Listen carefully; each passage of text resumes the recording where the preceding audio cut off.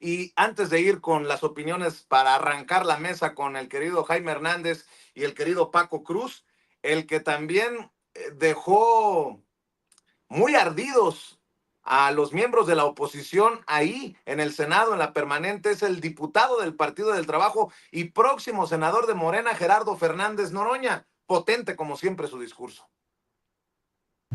Muchas gracias, senadora presidente. Decía San Agustín que el regalo de la paciencia es la paciencia, y la oposición me hace ejercitarla de manera profunda y en serio y a fondo. La inmensa mayoría, fíjense la hipocresía opositora. La semana pasada, bueno, primero toda la campaña hablaron de la violencia, que había condiciones terribles en el país y no sé cuántas cosas, y la semana estuvieron a punto de asesinar a Donald Trump, y la oposición no dice nada. La iniciativa para condenar este acto de violencia es nuestra, de nuestro movimiento, la presentó el diputado Benjamín Robles en la mesa directiva. Hoy aquí, de igual manera, hipócritamente, le llaman popular o populismo a la democracia. Ahora resulta que ellos, que son injuriados también por algunos sujetos del Poder Judicial, que dicen que ellos no son políticos, que cómo nos atrevemos a que el pueblo decida su participación o no como parte del Poder Judicial, vienen aquí a renegar de la democracia. Les digo, les recuerdo que el ejercicio del voto universal, secreto y directo se llama democracia. El pueblo decide, y por más que les irrite, en México decide el pueblo de México y nadie más.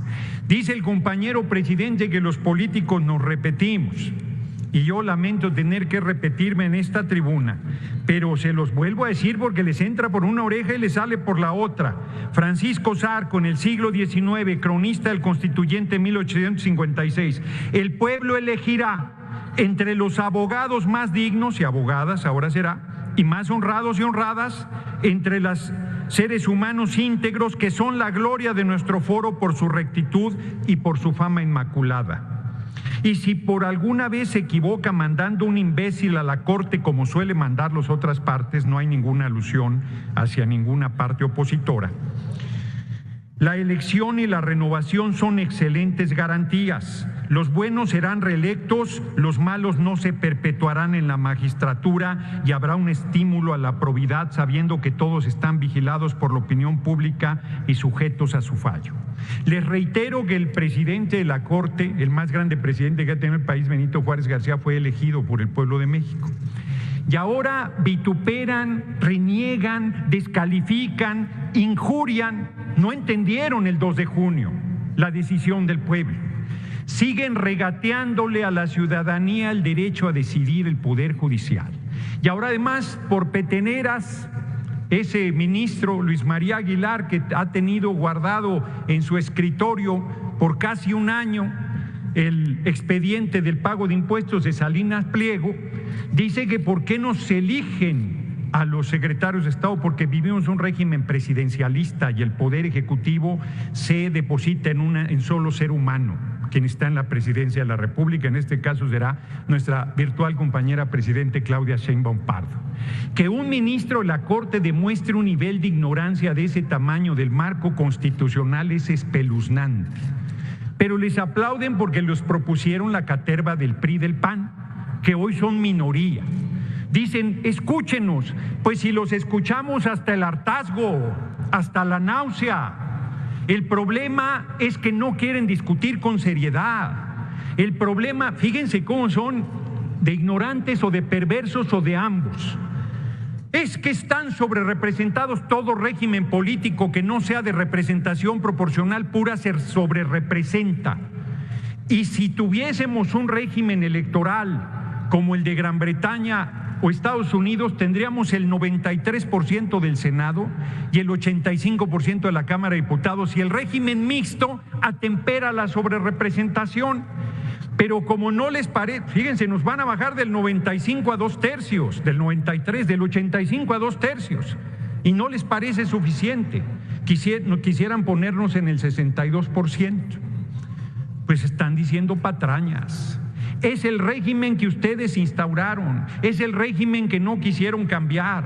Legítimamente tenemos 2/3 de la Cámara de Diputados y de la Cámara de Senadores.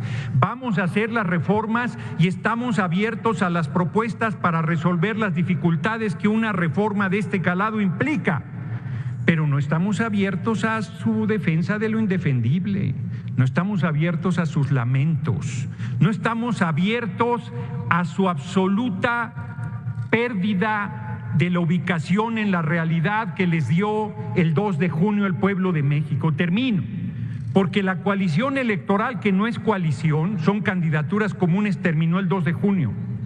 Nada obliga a los aliados del PT y el Verde a estar en la misma línea.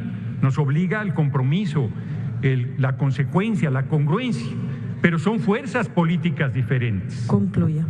Concluyo, senadora presidente.